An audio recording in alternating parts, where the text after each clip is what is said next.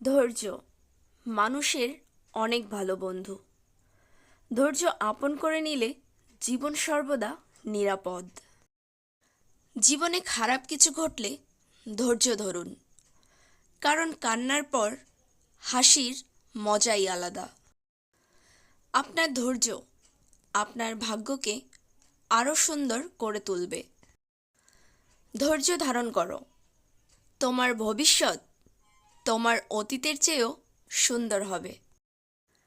জীবনের সবচেয়ে কঠিন পরীক্ষা হচ্ছে ধৈর্য। সঠিক মুহূর্তের জন্য সব সময় অপেক্ষা করুন। ধৈর্য দিয়ে যা অর্জন করা যায় তা শক্তি প্রয়োগ করে করা যায় না। যে কোনো কঠিন পরিস্থিতিতে ধৈর্য রাখতে পারাটা হলো অর্ধেক সমস্যার সমাধান। তোমাকে যে ছেড়ে গেছে তাকেও কেউ ছাড়বে। শুধু একটু ধৈর্য ধরো, সময় সব কিছু মনে রাখবে।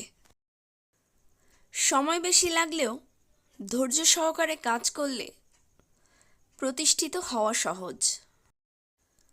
সব ভালো একটু দেরি করেই আসে, খারাপটা একটু ধৈর্য ধরে কাটিয়ে নাও।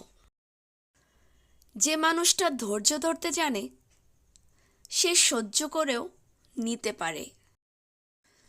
ধৈর্য কখনো দুর্বলতা নয়, এটি এমন একটি শক্তি যা সবার থাকে না।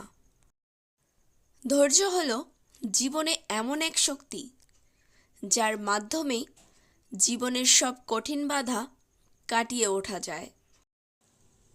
ধৈর্যের পথ যত কঠিন হবে গন্তব্য তত সুন্দর হবে। তুমি তোমার ধৈর্যকে যদি ধরে রাখতে না পারো তাহলে তোমার সচল জীবনকেও তুমি অচল করে দিতে পারো।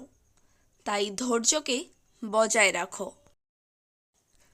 ধৈর্য ধরো, তুমি যার কাছে ঠকেছ সেও একদিন অন্য কারো কাছে ঠকবে।